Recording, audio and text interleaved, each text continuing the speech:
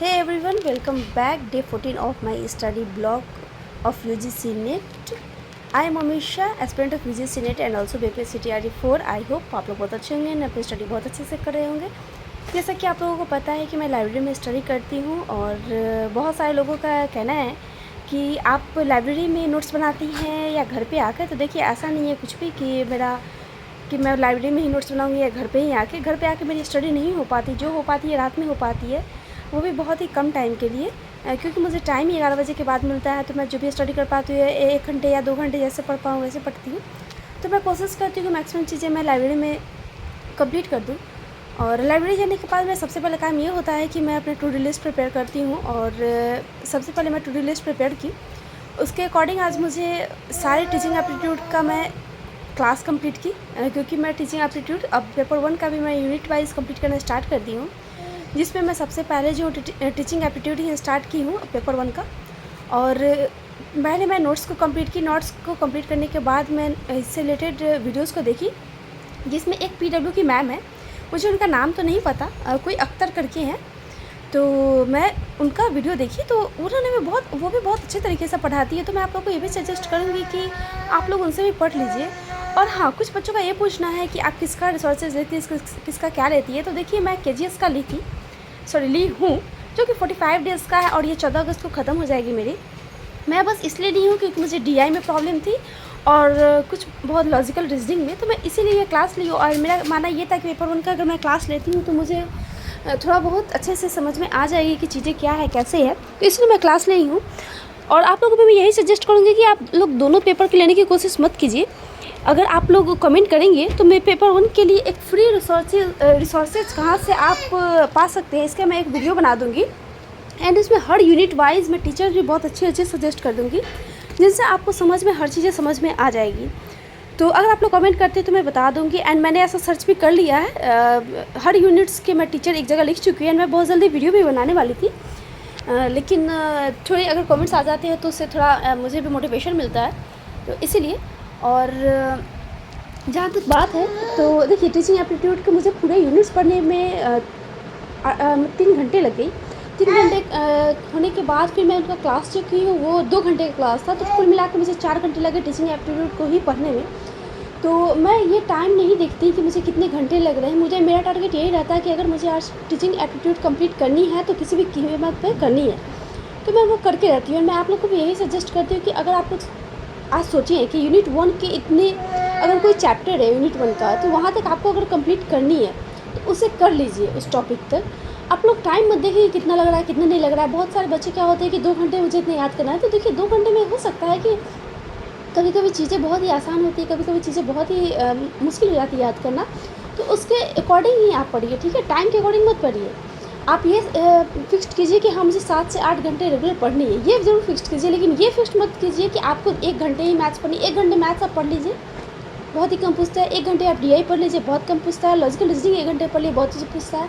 Comprehension भी आप एक दिन में सोच लीजिए कि मुझे 5 से 10 बनानी है, ऐसे पढ़ सकते हैं। लेकिन आप अगर किसी चीज़ को याद करने में सोचते हैं तो बहुत ही मुश्किल हो जाता है। चीज़ें क्या होती है ना कि आधी अधूरी चीज़ें याद नहीं हो पाती। कभी कभी बच्चे बहुत जल्दी याद करते हैं तो चीज़ें सही से याद नहीं हो पाती। तो इसीलिए मैं कहूँगी कि आपको याद करनी है तो बहुत ही आसान तरीके से याद कीजिए।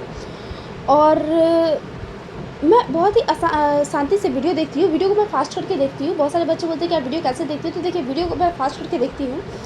और मैं एक ये करती आप लोग को रिक्वेस्ट करती हूँ कि आप लोग इंस्टाग्राम पे मुझे मैसेज करते हैं तो मैसेज के मेरे रिप्लाई का वेट कीजिए। आप लोग गलत चीज़ें मत पूछा कीजिए, कि जो भी पर्सनल चीज़ें है, मेरी जो पर्सनल चीज़ें हैं कि मैं कहाँ पढ़ती हूँ क्या पढ़ती हूँ, ये सब चीज़ें के बजाय आप अगर पूछना चाहते हैं अपने टॉपिक से रिलेटेड या पेपर से रिलेटेड, तो वो पूछिए तो मुझे ज़्यादा बेहतर लगेगा।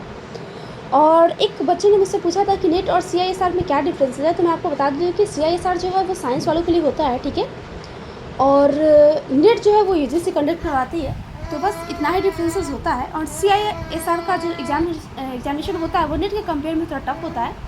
तो उससे अगर वो उससे कोई क्वालिफाई करता है तो वो सच में एक स्टूडेंट है, बहुत अच्छे स्टूडेंट है, मैं ऐसा मानती हूँ। और क्योंकि मैं तो आर्ट्स ली हुई है, मेरा सब्जेक्ट आर्ट्स से है, लैंग्वेज है, तो मुझे CISR देने की ज़रूरत नहीं है। तो CISR और UGC नेट का सिलेबस लगभग सेम है, लेकिन कुछ चीज़ें डिफरेंस है। तो मुझे इसलिए सर के बारे में पहले देखना होगा, उसके बाद ही मैं आप लोगों को भी बता सकती हूँ। तो इसलिए मैं आप लोगों को सजेस्ट करती हूँ कि आप लोग एक बार जाके गूगल पे सर्च कर लीजिए एंड खुद सर्च कर लीजिए तो ज़्यादा बेहतर होगा। और उसके बाद जैसे मैं आप लोगों को पता है कि मैं दानिश सर की बुक पढ़ती हूँ, तो दानिश सर की बुक में आज मैं पिछले बार मैं केमिस्ट्री कंप्लीट की थी, उसके बाद मैं फिज़िक्स कंप्लीट की थी, आज मेरा बायो कंप्लीट हो गया। तो इससे तो मैं साइंस कंप्लीट कर ली। और इसके बाद जो मेरा टॉपिक बचा है वो मिसलेनियस बचा है, जिसमें टोटल 150 क्वेश्चन है। 150 क्वेश्चंस भी मैं कंप्लीट कर लूँगी।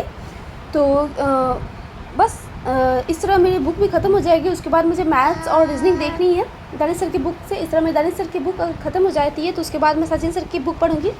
और उसके बाद मुझे ऐसा लगता है कि मैं जो हूँ वो दानिश सर की बैच लूँगी, जो कि ओनली GK GS की होगी, क्योंकि मुझे इंग्लिश लिटरेचर के लिए क्लास लेने की ज़रूरत नहीं पड़ी है, मुझे ऐसा लगता है। लेकिन हाँ, मुझे ज़रूरत पड़ेगी GK GS की क्लास लेने की, क्योंकि GK GS में अच्छा नहीं है।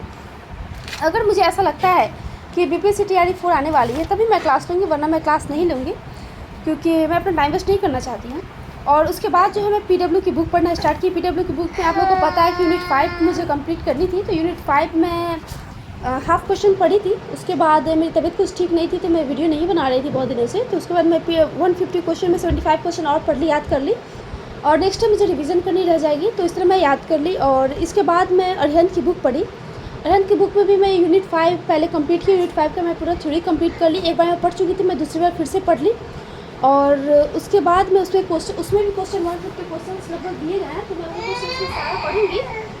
और अगर आपको छोटे छोटे बच्चों के वॉइस आ रहे होंगे तो प्लीज़ ट्राई जरूर कीजिएगा, क्योंकि मेरे भतीजी मेरे पास है अभी, तो वो लोग थोड़े बहुत बोलते रहते हैं और मेरे बुक कॉपी को फाड़ते रहते हैं, तो इसलिए मुझे थोड़ा प्रॉब्लम हो जाती है। तो प्लीज़ इसे इग्नोर कीजिएगा। एंड अरिहंत की बुक की अगर मैं बात करूँ तो देखिए, कभी कभी चीज़ें क्या हो जाती है ना कि 2 बुक को पढ़िएगा तो इससे आपको कुछ आंसर्स बहुत अच्छे से याद रहेगा। इसलिए मैं एक टाइम में एक ही यूनिट पढ़ती हूँ। इससे अगर आप एक क्वेश्चन को 2 बार पढ़ते हैं, क्योंकि दोनों बुक में PYQs ही दिए गए हैं, कुछ एक्स्ट्रा क्वेश्चन अरिहंत की बुक में दी गई है, तो इससे मुझे चीज़ें याद हो जाती है अच्छे से। तो इसलिए मैं आप लोग को बोलती है कि आप लोग एक बार जो है PW बुक, अरिहंत की बुक, 2 बुक को ही लेकर चलिए और एक ही यूनिट को लेकर चलिए, और दोनों बुक से एक ही यूनिट पढ़िए।